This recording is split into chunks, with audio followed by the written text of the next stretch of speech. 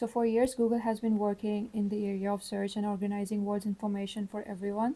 And John here, he's been at the intersection of that. He's been working with Google search for over almost 2 decades now, and he's been working with the creators, businesses, and people to implement best practices, how to make this information useful in their own websites. And he just has a lot of like he's been pretty active in the world of Google search and SEOs in general. And today we've got a chance to learn some best practices and experience from him. So thank you so much, John, for joining. I always get these kind of questions as well, that now that we are moving into this era of AI agents and everything, so should we even be learning how to write code anymore? Because are we losing like the craft of engineering? How you mentioned that you used to do a lot of problem solving in the past in ETH, and then that really actually helped you shape, and then it helped you to do a lot more critical thinking. But nowadays it's harder to do that. You don't even search syntax anymore. I mean, I barely remember when I went to Stack Overflow anymore. So I mean, what do you think, in future, are we going to be more software architects, and then we'll just, based on our intent, we'll feed the intent, and then it'll give us back the solution and everything? Or is there still an opportunity to learn how to code, uh, like we used to do in the past? I think there continues to be a demand for people who understand what is happening and who are able to kind of like jump in and Yeah. take some steps. And I just see it with like the hobby projects that I do on the side, where of course an AI agent can go a long way, but it's something where you know a little bit more about what you're actually trying to do and what's important to you. And being able to communicate that to an agent and understanding as well what the limitations are, what kind of the design patterns are, where the issue of scale comes in. I think that's very important. Like you can tell an agent to sort a list of names alphabetically and it'll do it. But if you have a million lists of names, maybe Yeah. you would do it in a different way. And you almost have to tell the agent, it's like, you should do it differently.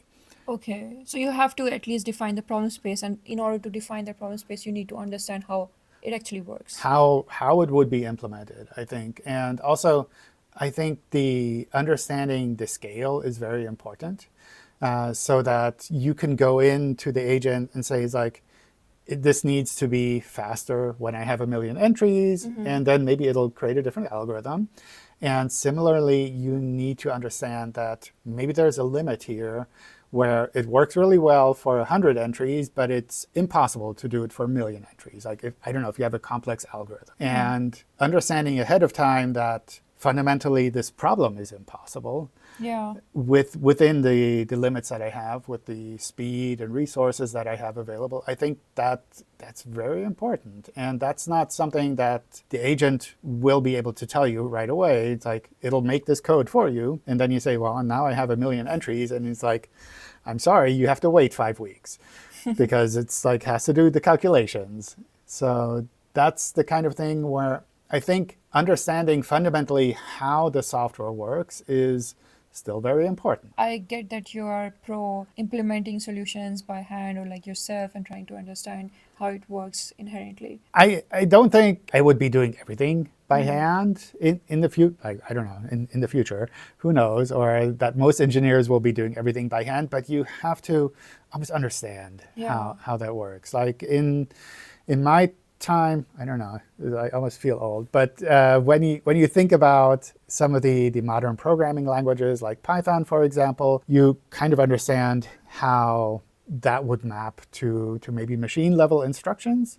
And understanding that mapping makes it a little bit easier to understand which of these problems are going to be very complicated and which ones are very easy. And I think having computers that are very fast, that have a lot of storage, makes a lot of things easier, but it doesn't make impossible problems Go away. go away. Yeah, you still have to understand where the challenges actually are. Yeah, that's true. So what do you think, like the next generation of great tech leaders, they would be the one who actually understand the problem space better and know how to code, or they are the ones who know how to describe the problem space at best? I think it's a mix of both.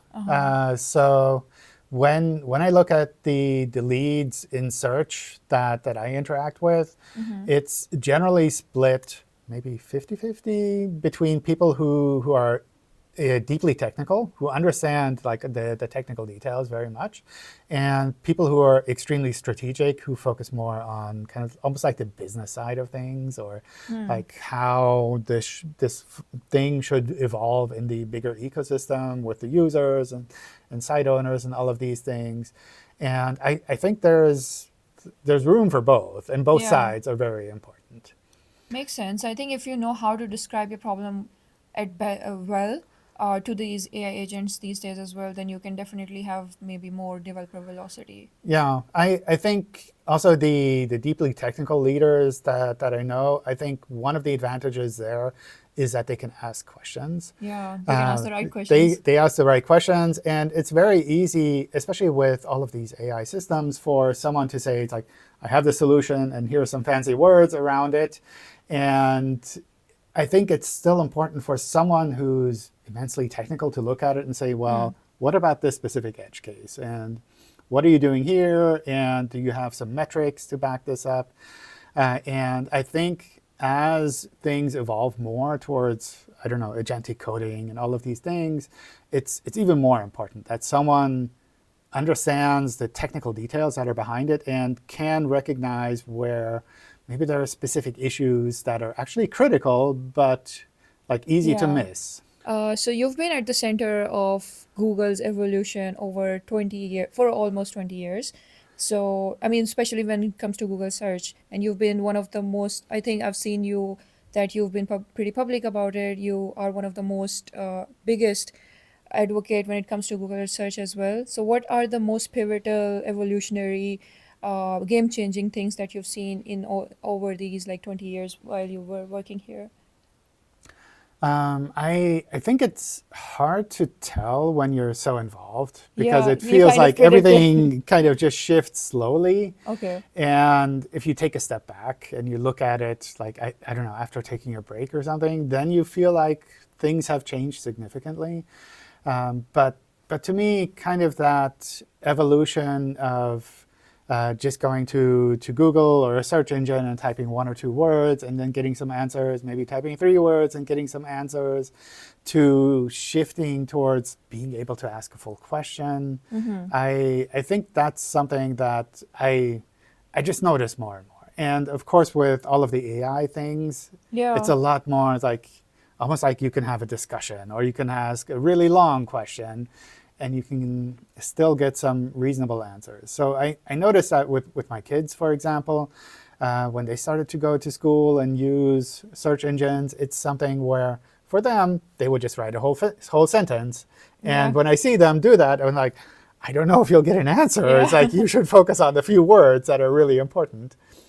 And that's something that I think just changed over the years, like subtly. And with all of the AI things, it like maybe it's sped up a little bit. I don't know, but just that change of essentially talking to a machine to Yeah. almost like talking to someone who can help you find something. What's maybe the future when it comes to search?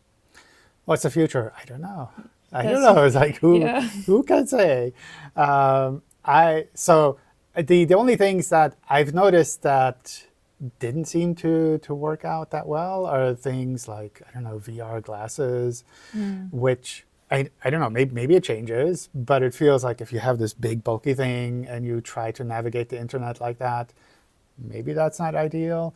The other thing that I'm still kind of unsure of is everything around speaking to your computer to get answers, Mm-hmm. because it feels like, especially if you're in a public environment or even in an office, if everyone is speaking through their computer to Yeah. get an answer, it's like it's very messy. Maybe there are ways to whisper to your computer and get some answers. I don't know. Yeah, Uh, or maybe like you just connect a chip in your brain and then it knows already like you what you think actually think the question. I don't Yeah, and then it know. just gives you the answer. but you think lots of weird things. Like, I don't know how the computer will react. I know, but it's a pretty innovative era right now that we're in because the world is changing so much, and how Google search is also evolving is just pretty interesting. Hmm. Maybe I feel like over time it'll also kind of become a little bit more autonomous, agentic way of search that, okay, it does things for you and then you search and then you give some commands and then maybe that's where maybe the future is headed. I think some amount of the agentic things make sense if you Yeah. have a specific problem that you wanted to research, for example. Like giving the computer freedom to take more time, I think, is interesting. At the same time, also the shift that I remember from Google, where there was such a strong focus on speed, Yeah. which just made it so much more interesting. Like now, when you ask a long question, you kind of expect, oh, maybe it takes 30, 40 seconds to get an answer. But imagine if you got an answer instantly. Yeah. I think that's something that could also change how people just interact with search engines, where it's like, because at the moment you ask a fairly long question, because you know that it takes a little bit of back and forth And and you it need to takes give a lot of time, context. you give a lot of context. But if you could just ask a short question or a reasonable question and get an answer instantly, like it's a lot easier to go back and forth. Hmm. So that I think is something that probably will happen because it's like when people notice that things are faster, they use it more. So it's in our interest to kind of make things faster. But also, I think it's in the interest of people. Like you want to make it as easy as possible for them to interact. Yeah, and you want to make it easier, but at the same time, you want to make it very consistent and the best possible information that is out there. Yeah. So, okay, cool. I saw that you did your mechanical engineering from ETH, and then you entered into the world of software engineering and Google search and everything. So, how was your experience moving from robotics to software engineering? I think the two are somewhat related because there's always a lot of kind of like software engineering involved with robotics as well. So I think for a large part, it was something that transferred fairly well.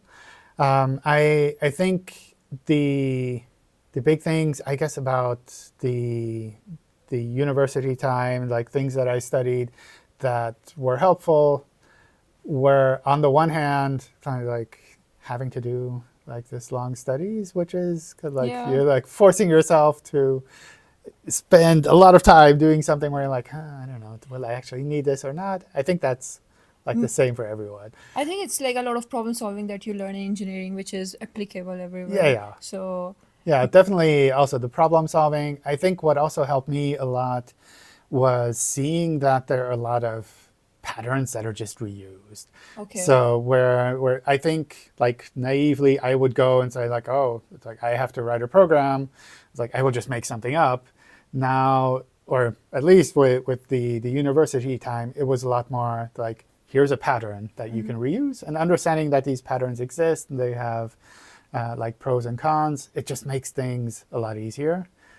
Yeah. So that I think was useful. And the other more practical side of things is understanding that you can do all-nighters and try to figure things out in a very short period of time if Yeah. you don't plan well. I think that's like one of those weird things where you would think, like if you work at a company like Google long enough, that like it's like always have a plan, you always stick to your plan, but like something always goes wrong, and then you have this weird rush times where it's like 1 week Yeah. stress to get everything done, like before exams at the university. It's like, oh, I have to figure this out in 1 week.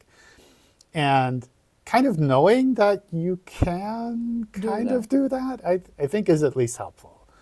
Yeah, that's pretty interesting. I think, yeah, at least it helped you to work at such a bigger company at such massive scale. Like it helped you to go through under pressure and then delivering and all that stuff. Yeah, yeah. I think just kind of understanding like you're able to do To these do that. weird rushed periods. And I think over the years I kind of learned it's like, oh, it's like if it goes a week or two, I'm okay. If it goes longer than 2 weeks, then I Then have to change like something. I have to change something. Yeah, yeah. Okay, makes sense.